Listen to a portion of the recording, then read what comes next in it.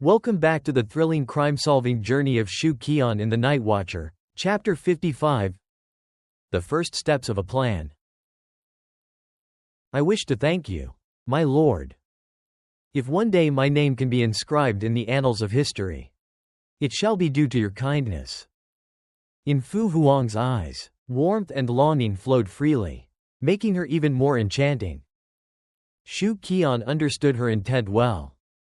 After all, it was known throughout the ages that a talented poet could help a courtesan achieve lasting fame. Every wayward woman dreamed of such an encounter. You're expressing your gratitude a bit grandly, he said with a teasing smile. How do you plan to repay me? The room was as warm as spring, and after taking several cups of wine, Xu Qi'an felt a wave of heat wash over him. He shrugged off his outer robe and tossed it over the back of a chair. Fu Huang bit her full, rosy lip, blushing as she said, "My lord, the night is long. Shall I play a tune for you, to lift your spirits?" Xu Qi'an paused, amused, realizing she'd misinterpreted his words. Instead of clarifying, he merely smiled, letting the moment hang between them. Such refined women of antiquity, when inviting a gentleman to share their bed, often first offered to entertain him with music.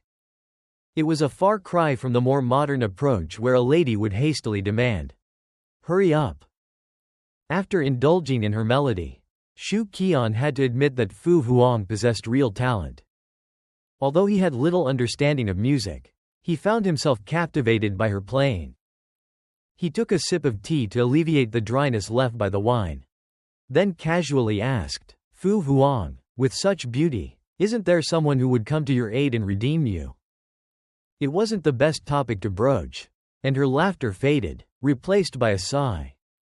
Being a courtesan at the guild compound isn't so simple. If I were to be redeemed, it would come with great expense. There was a nobleman, decent and kind, but... She paused. It would cost me far too much. Redeeming a courtesan from the guild compound was notoriously difficult. They were considered elite courtesans, bound to a convoluted process requiring substantial bribes and exorbitant fees. Xu Qi'an mentally calculated the costs, realizing that even for someone of her stature, it wouldn't be any less than double what he had encountered in the common brothels. 2,000 taels. That's equivalent to 10 years of my savings. He mused, incredulous. Wouldn't it be better to spend that money on a few charming concubines instead? True, but you won't find another beauty like Fu Huang in the capital of Dafeng, he added, earning a playful laugh from her. Fu Huang blushed, though her demeanor stayed coy. My lord, please don't tease me. The most renowned beauty in Dafeng is none other than the Princess of the North. I'm merely a delicate flower. With her status as a commoner changing to one of familiarity, her voice took on a slightly childish note. The Princess of the North. Xu Qi'an had heard stories of her legendary beauty. In his past life, he had encountered many beauties, and yet, when considering the likes of Shu Lingyue or Kai Wei, he struggled to envision how the princess could still hold her title. Most likely, it was due to her noble status, he thought. Rumor has it that the princess hails from a cultured family in Jiangnan. At the age of 9, she visited the Yufo temple with her parents, where she received a poem of high praise, a radiant being that shines across the world, capturing the sun's rays in her embrace. The people revere her beauty, a mesmerizing spirit even for emperors. From that day on, her renown spread far and wide, and by the age of 13, she was brought into the palace. Xu Qi'an, curious, asked, and how did she become the princess? Fu Huang delicately adjusted her jade fingers, gently laying them on the string instrument as she spoke. 19 years ago, after a great victory at the Shanhai Pass, the Prince of the North was awarded this beauty by the emperor for his valor. The Prince of the North, Xu Qi'an recalled, was the younger brother of the reigning emperor. It was hardly unusual to gift such a prize to him, for though the beauty was striking, the emperor had long devoted himself to spirituality, showing no interest in women. Yet, Xu Qi'an's thoughts strayed to another matter. Who was the foremost meritorious official at that time? Lord Wei. He commanded the troops, and if not for his status as a eunuch, the princess probably would not have become wed to the prince. Fu Huang said with a laugh. What I share with you tonight must remain between us. Out in the world, you mustn't speak of it. While common folk might gossip about Lord Wei, she, after all, worked directly for the imperial court. So it was him, Xu Qi'an thought, startled. He had heard of Wei Yuan, a figure of great fame.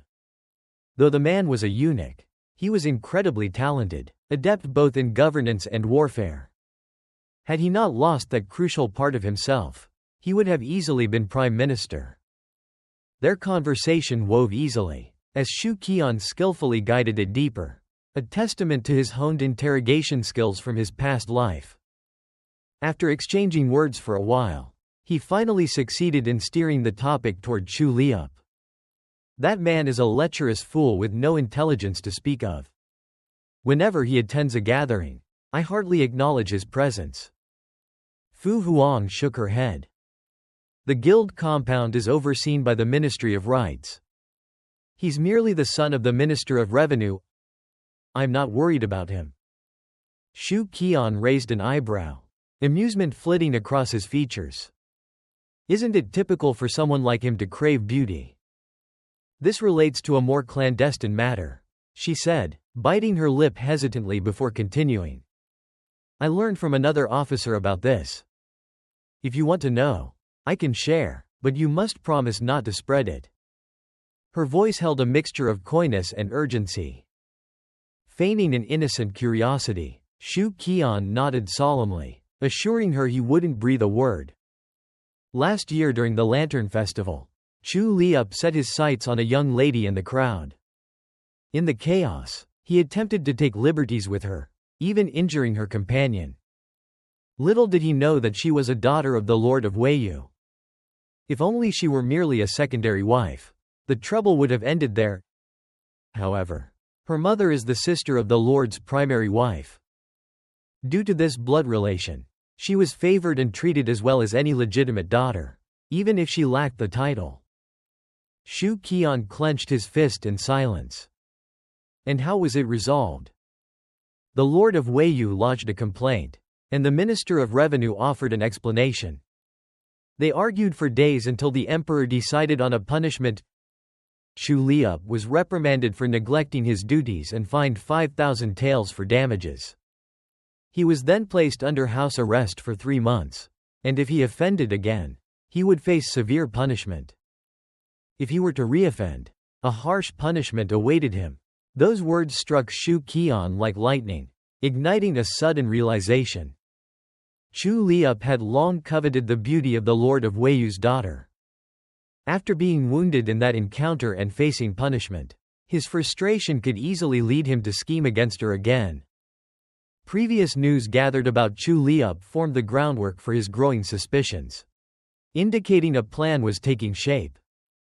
Seeking the Lord's daughter to conceal her in a private residence with ill intent became clearer in his mind. And then, of course, covering up the evidence needed to follow. It all makes sense, he thought. At present, however, the plan is not to kill this innocent girl, but to establish a plan so deft and subtle, it fits properly into reason. Fu Huang, sensing him lost in thought, called out softly, her lips curling into a teasing pout. Are you going to sit here with me all night, my lord? Caught off guard, Xu Qi'an clicked his tongue. Not quite ready for that yet. He hesitated, then smirked. What about the entire night? Then. Chapter 56. The core of the plan. As the maids prepared hot water, Xu Qi'an, courtesy named Ning Yan, found himself entranced by their delicate hands. Stripping away his garments in a manner that revealed a tall, muscular frame, one that exuded raw male vitality. His well-defined muscles, sleek and powerful, radiated a potent allure that few could resist. The two young maids were not naive, each had served notable figures and were well accustomed to the varying physiques of their clientele. Some were round, some lean, and others displayed bulging muscles. Yet, a body as balanced and potent as Xu Qi'an's was a rare encounter.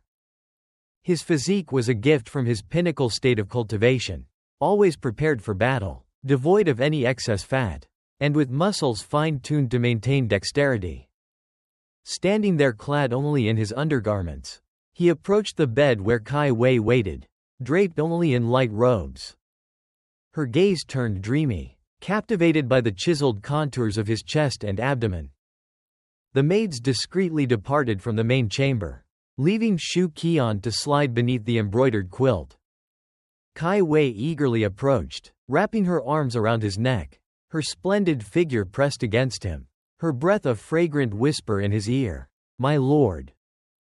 The intoxicating scent filled his senses, stirring feelings within him that had lain dormant for too long. Xu Qi'an steeled himself, his body taut with restraint. Kai Wei giggled innocently, her expression becoming coy. "Have you never shared a bed with a woman before?" The mere suggestion caused her to soften, lost in thought. "Well, I've been with women before, just never with someone as exquisite as you." Xu Qi'an pondered silently, before finally breaking the tension. "Kai Wei, have you ever heard of a special technique?" "What kind of technique?" she asked, intrigued. "It's called 3 seconds of sleep," he said with a playful smirk. Kai Wei raised an eyebrow. "Is that what it sounds like?" "Let me show you," he replied, positioning himself confidently. She stepped back with a shy smile, clearly expecting some charming display. 3 seconds later, he was snoring. "Xu Qi'an," Kai Wei pushed him gently. "My lord, Z's." Kai Wei frowned in disbelief. "What?" In the middle of the night, Xu Qi'an suddenly awoke. He let out a quiet sigh, aware of the soft warmth pressed against him, a body akin to silk nestled close. It took incredible willpower to compel himself back into a peaceful slumber. The next morning, as dawn broke, Xu Qi'an woke naturally, feeling an unfamiliar weight on top of him. He opened his eyes to find Kai Wei still deeply asleep beside him. One long, pale leg draped over his waist, and her arm delicately resting on his chest. Carefully, he detached her limbs from him, swinging his legs over the side of the bed and quickly dressing. As he adjusted his clothes, he felt a pulse of anger when he realized his pouch of silver notes was missing. All that remained was a jade mirror the size of his palm. His first reaction was suspicion. Perhaps the maids from the pavilion had taken advantage of his sleep. It wasn't an impossibility. Xu Qi'an, though of a respectable social standing as a scholar, had little power in the face of a brothel's influence, especially one backed by powerful officials. What could he do if they'd stolen his money? This establishment cared little for honor. It wouldn't be a question of their respect if rumors about Kai Wei reached the ears of their clientele. Still, Xu Qi'an reasoned that Kai Wei was likely unaware of the theft. And it must have been the maid who succumbed to greed, unable to resist the temptation of his silver notes. Frustrated with his own carelessness, he approached the bed intending to wake Kai Wei. His gaze fell upon the jade mirror, and he suddenly froze in disbelief. Reflected within its glossy surface was a vision of several silver notes, flickering faintly like apparitions. "What?" he exclaimed silently, confusion washing over him. How could his money be trapped in the mirror? Those were hard-earned coins. "Spit them out, or I'll break you," he fumed, clutching the mirror and shaking it vigorously. With a series of soft rustles, the notes floated into the air, gently descending to the floor as if pulled by an unseen force. Standing in the still room, Xu Qi'an held the mirror tightly, lost in thought. So this mirror is truly a unique treasure. Was it a stroke of fate? Or did the mysterious priest give it to me purposely? If so, What could be his intention? Did he somehow perceive my extraordinary fate? After long moments of contemplation, he felt a chill run through him. This peculiar gift instilled him with a sense of unease. First things first, let's retrieve those silver notes. Xu Qi'an tucked the mirror against his chest, carefully separating the notes into his pouch before slipping out of the room as quietly as he could. He did not wish to see Kai Wei's reprimands for being up at such an hour. "Are you not waiting for her to wake?" asked a young maid as he entered the dining area. Typically, when a guest arose, their companion would follow suit. But this man seemed oddly peculiar, leaving stealthily without a word. "No need, I have urgent matters to attend to," Xu Qi'an replied nonchalantly. Hours later at the Xu estate, Xu Pingzi and Xu Tuxu sat in the study, warm tea at hand. Xu Pingzi appeared incredibly animated, showing no signs of fatigue at all, while Xu Tan looked slightly weary. The two remained silent, tacitly avoiding mention of the previous night's escapades, as if they had never set foot in the brothel. An awkward silence hung between them until Xu Qi'an arrived, breaking the tension in the air. "What took you so long? Come home and rush to take a bath. Was there no time at the pavilion?" Xu Tan complained, raising an eyebrow. Xu Tan cleared his throat, not wanting his father to reference the brothel. "Did you find anything useful?" Instantly, the elder man's demeanor shifted, focusing intently on Xu Qi'an. Xu Qi'an recounted the information he had gathered from Kai Wei and outlined his plan. "The crux of this plan hinges on how to capture the daughter of Marquis Wei Yu." Xu Tan's directness struck like a hammer. "If we can't solve this, our plan will be in vain." Xu Tan paused, considering carefully. "Let's follow her first, see where she goes. The Marquis daughter will undoubtedly have a retinue, but it won't be a sizable one. She's not the primary heir. We can create a diversion to seize her." Both Xu Qi'an and his uncle shared a knowing glance. Xu Tan's experience in these matters was invaluable. However, it's difficult to act in broad daylight with so many eyes watching. If we are caught by the Imperial Guard, we'll be the ones facing consequences. It's much harder to sneak into the Marquis estate at night with only the two of us. Xu Qi'an smiled mysteriously. "What if I can resolve that issue?" Meanwhile, in the Xu estate's front yard, as old Zhang passed through the flower garden, he noticed a servant sprawled across the ground, worried he might be ill. Upon closer inspection, he found the young man had simply fainted. Old Zhang shook the servant gently. "What are you doing here?" The young servant blinked at the sudden wake-up, slowly recalling his name and where he was. Rubbing his head, he mumbled, "I was just preparing hot water for my lord and he was bathing when I suddenly heard him call." After that, everything's a bit fuzzy. Old Zhang scrutinized the servant. "How are you feeling now?" "A little headache," came the reply. "And is anything else painful?" "Not really." They exchanged glances, both exhaling in relief. At the Celestial Inspection Bureau, Tong Cheng, with heavy bags under his eyes, slumped beside a table cluttered with jars and vials. Instead of conducting alchemical experiments today, he scribbled notes and thoughts furiously. Why does grafting lead to an increase in yield? What is the Earth's law behind it? If grafting truly yields better results than the original plant, then if I can graft a horse and a human together, the Great Phoenix Army would no longer have to worry about a shortage of warhorses. Every soldier could be both a horse and a man, with the speed to cover vast distances and the strength to fight bravely. This could revolutionize the battlefield for the Great Phoenix. His excitement grew with every word, his face glowing with inspiration.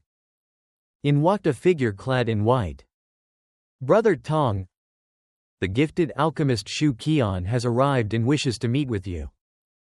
The term, gifted alchemist, was the name bestowed upon Xu Qi'an by the others of the Celestial Inspection Bureau. marking him as a notable figure in their eyes. Thanks for listening till the end. If you enjoyed it, don't forget to subscribe so you won't miss the next chapter.